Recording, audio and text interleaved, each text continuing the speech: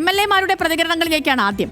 Police മർദ്ദന ആരോപണങ്ങളിൽ ഇന്ന് നിയമസഭയിൽ നടന്നത് ചൂടേറിയ ചർച്ചയാണ്. പോലീസിന്റെ അധപ്പതനത്തിന് ഉത്തരവാദി മുഖ്യമന്ത്രിയാണെന്നായിരുന്നു അടിയന്തര പ്രമേയം അവതരിപ്പിച്ചുകൊണ്ട് റോജി എം ജോൺ MLA പറഞ്ഞത്. അടിയന്തരാവസ്ഥ കാലത്തെ പിണറായി വിജയന്റെ പ്രസംഗം ഓർമ്മിപ്പിച്ചുകൊണ്ടായിരുന്നു റോജിയുടെ വാക്കുകൾ. പോലീസ് എന്ത് കൊള്ളരുതായ്മ ചെയ്താലും അതിനെ ഒറ്റപ്പെട്ട സംഭവമാക്കി ന്യായീകരിക്കുന്ന മുഖ്യമന്ത്രി തന്നെയാണ് പോലീസിന്റെ ഈ അധപതനത്തിന് കാരണമെന്ന കാര്യത്തിൽ ഒരു സംശയവുമില്ല സാർ.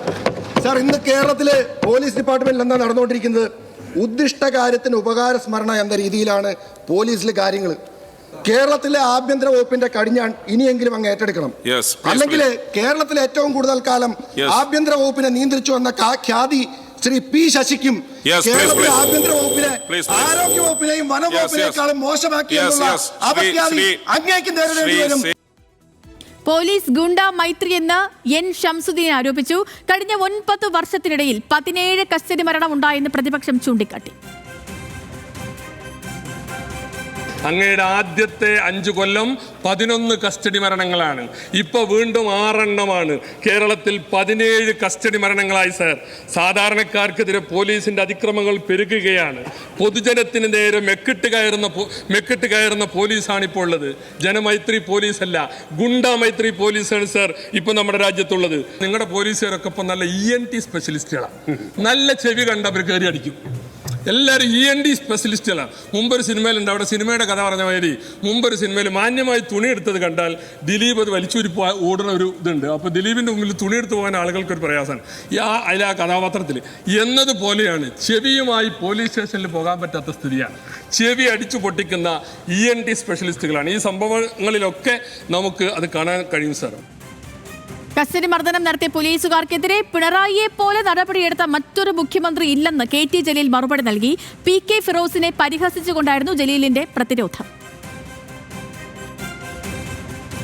യൂത്ത് ലീഗിന്റെ പ്രവർത്തനം നാട്ടിൽ നടത്തുകയും 5.25 ലക്ഷം രൂപ ഗൾഫിൽ നിന്ന് ശമ്പളം പറ്റുകയും ചെയ്യുന്ന മായാവിയായിട്ടുള്ള രാഷ്ട്രീയക്കാരൻ PK ഫിറോസിനെ പോലെയാണ് എല്ലാ യൂത്ത് ലീഗുകാരും. അതൊക്കെ പുഴുക്കുത്തുകളാണ്.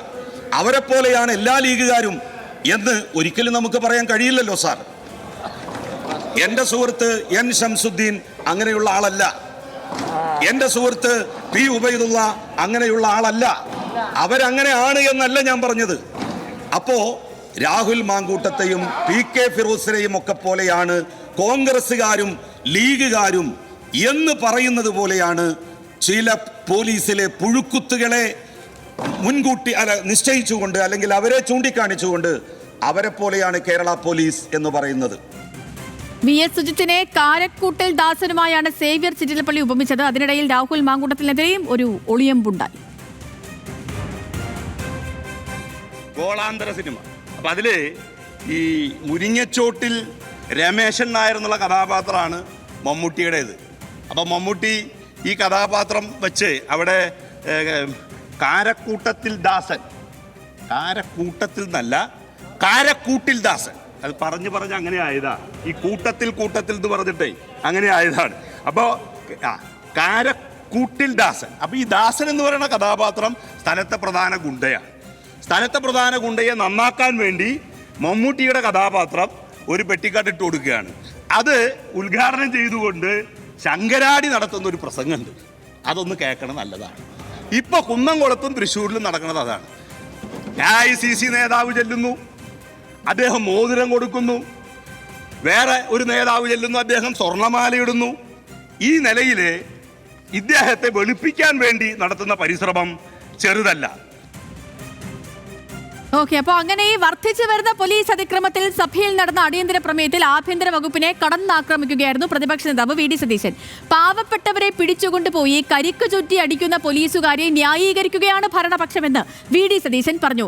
ഇത് സ്റ്റാലിന്റെ റഷ്യയല്ല, അങ്ങനെ സ്റ്റാലിൻ ചമയരുത് എന്നും പ്രതിപക്ഷ നേതാവ് പറഞ്ഞു. നമ്മളാരും ജീവിക്കുന്നത് സ്റ്റാലിന്റെ റഷ്യയിലല്ല എന്ന് ഓർമ്മിപ്പിച്ചുകൊണ്ടായിരുന്നു മുഖ്യമന്ത്രി ഈ വിഷയവുമായി ബന്ധപ്പെട്ട് സഭയിൽ സംസാരിച്ചു തുടങ്ങിയത്. പിന്നീട് 1947 ശേഷം കേരളത്തിൽ ഏറ്റവും അധികം പോലീസ് മർദ്ദനത്തിന് ഇരയാകേണ്ടി വന്നത് കമ്മ്യൂണിസ്റ്റുകാർ ആയിരുന്നു എന്നും മുഖ്യമന്ത്രി നിയമസഭയിൽ ഇന്ന് പറഞ്ഞു. തെറ്റു ചെയ്തവരെ സംരക്ഷിക്കുന്ന ഒരു നിലപാട് ഈ സർക്കാരിനില്ലെന്നും കർക്കശ നിലപാടെടുത്തിട്ടുണ്ട് എന്നും മുഖ്യമന്ത്രി സഭയിൽ വ്യക്തമാക്കി. പ്രതിപക്ഷ നേതാവിന്റെ മുഖ്യമന്ത്രിയുടെ വാക്കുകളിലേക്ക്. 20 മണിക്കൂർ പോലീസ് സ്റ്റേഷനിൽ നിരപരാധിയായൊരു ദളിത് യുവതിയെ ഇരുത്തിയിട്ട് വെള്ളം കുടിക്കാൻ ചോദിച്ചപ്പോൾ കക്കൂസിൽ പോയി വെള്ളമെടുത്ത് കുടിക്കാൻ പറഞ്ഞ നാണം കെട്ട പോലീസാണ് നിങ്ങളുടെ പോലീസ്. നാണം കെട്ട പോലീസ്. നിങ്ങൾ അരിമ്പൂരിൽ, പിന്നെ അന്തിക്കാട് തോർത്തിൽ കരിക്ക് ചുരുട്ടിയിട്ട് ഇടിച്ചത് ഇവൻ ആരാണ്? ആക്ഷൻ ഹീറോ ബിജുവോ? സിനിമയിൽ കാണുന്നത് പോലെ കരിക്ക് കെട്ടിയിട്ടാണ്. നിസ്സാര കേസിലാണ്. ചെറിയൻകീഴിൽ പെപ്പർ സ്പ്രേ. നിങ്ങൾ എന്നു മുതലാണ് കരിക്കും പെപ്പർ സ്പ്രേയും പോലീസിന്റെ ആയുധമാക്കി അംഗീകരിച്ചത്? ഇത് സ്റ്റാലിൻ്റെ റഷ്യയല്ല ബഹുമാനപ്പെട്ട മുഖ്യമന്ത്രി, ഇത് ജനാധിപത്യ കേരളമാണ്. നിങ്ങൾ സ്റ്റാലിൻ ചമയാൻ ശ്രമിച്ചാൽ ഞങ്ങളതിനെ ചോദ്യം ചെയ്യും. ചോദ്യം ചെയ്യുക തന്നെ ചെയ്യും. ഞാൻ ചെറുപ്പം മുതലേ ഇവിടെ ജീവിക്കുന്നത് സ്റ്റാലിൻ്റെ റഷ്യയിലായിരുന്നില്ല. ജവഹർലാൽ നെഹ്റു നേതൃത്വം കൊടുത്ത കോൺഗ്രസ് ഭരണത്തിന് കീഴിലായിരുന്നു രാജ്യമാകെ. ആരെങ്കിലും കുറ്റം ചെയ്തതായി കണ്ടാൽ ഞങ്ങൾ അവരെ സംരക്ഷിക്കുന്നില്ല. അതാണ് ഞങ്ങളുടെ സമീപനം. 2016 മെയ് മുതൽ 2024 ജൂൺ വരെ 108 പോലീസുകാരെയാണ് പിരിച്ചുവിട്ടത്. 2024 ഒക്ടോബർ മുതൽ 2025 സെപ്റ്റംബർ വരെ 36 പോലീസുകാരെ പിരിച്ചുവിട്ടു.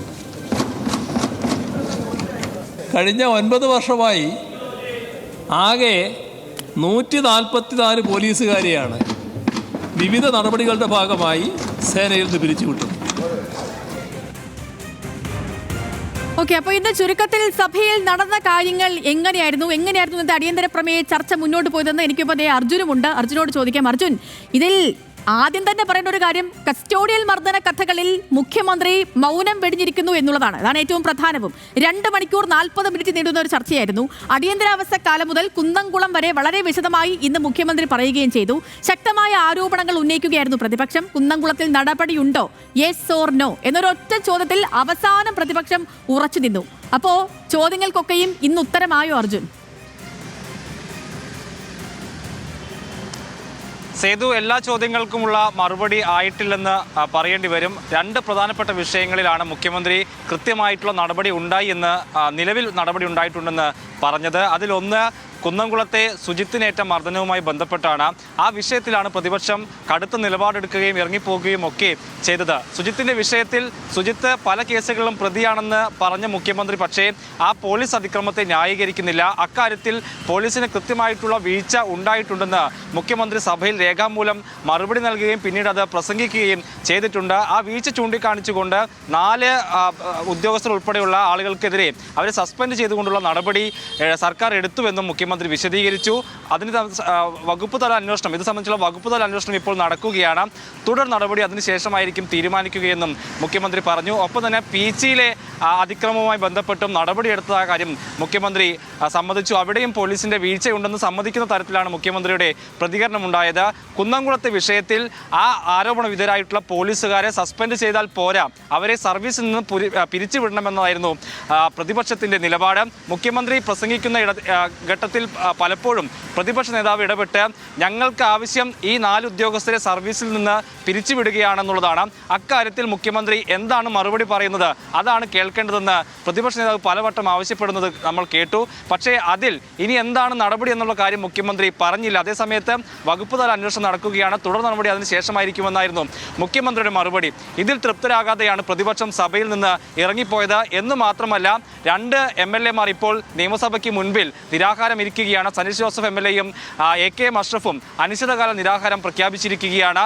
അവരെ ഈ പറഞ്ഞ ഉദ്യോഗസ്ഥരെ സർവീസിൽ നിന്ന് പിരിച്ചുവിടാത്ത കാലത്തോളം അനിശ്ചിതകാല സമരമെന്നാണ് പ്രതിപക്ഷം പറയുന്നത്. അങ്ങനെ ഈ രാഹുൽ മാങ്കൂട്ടത്തിലെ വിഷയത്തിൽ ഒരു പ്രതിസന്ധിയിലായിരുന്ന കോൺഗ്രസ് കുറച്ചുകൂടി അറ്റാക്ക് മോഡിലേക്ക് മാറി എന്ന് ഇന്നത്തെ അവരുടെ പെർഫോമൻസ് കൊണ്ട് പറയേണ്ടി വരും. അങ്ങനെ സമീപകാലത്തുണ്ടായിട്ടുള്ള പോലീസ് അതിക്രമങ്ങളെ കൃത്യമായി ചൂണ്ടിക്കാണിച്ചുകൊണ്ടായിരുന്നു അവരുടെ ഇന്നത്തെ പെർഫോമൻസ്. അതിൽ ഈ കുണ്ടറയിലെ വിഷയം, അടൂരിലെ DYFI നേതാവിൻ്റെ മരണം ഉൾപ്പെടെയുള്ള കാര്യങ്ങൾ ചൂണ്ടിക്കാണിച്ചുകൊണ്ടായിരുന്നു MLA-മാരൊക്കെ ഇന്ന് സർക്കാരിനെതിരെ തിരിഞ്ഞത്. മുഖ്യമന്ത്രി എല്ലാ വിഷയങ്ങളും തൊട്ടുപോയെങ്കിലും പീച്ചിയിലെയും ഒപ്പം തന്നെ കുന്നംകുളത്തെയും വിഷയത്തിലാണ് പോലീസിന്റെ വീഴ്ച പറയുന്നത്. അതേസമയത്ത് ഈ അടൂരിലെ വിഷയം, അടൂരിലെ ഡിവൈഎഫ്ഐ നേതാവിന്റെ മരണവുമായി ബന്ധപ്പെട്ട് ഈ സംസ്ഥാനത്തെ പോലീസ് അതിക്രമവുമായി ബന്ധപ്പെട്ട് പോലീസിന്റെ മൂന്നാം മുറയുമായി ബന്ധപ്പെട്ട് സമഗ്രമായി തന്നെ അടിയന്തര പ്രമേയത്തിലൂടെ ഇന്ന് പ്രതിപക്ഷം സഭയിൽ അടിയന്തര പ്രമേയത്തിൽ ഓരോ കാര്യങ്ങളും അക്കമിട്ട് നിരത്തി ഉന്നയിച്ചു. പക്ഷേ ഈ എല്ലാ വിഷയങ്ങളും തൊട്ടുപോയി എന്നല്ലാതെ കൃത്യമായ ഉത്തരം പ്രതിപക്ഷം ചോദിച്ച ഒരു യെസ് ഓർ നോ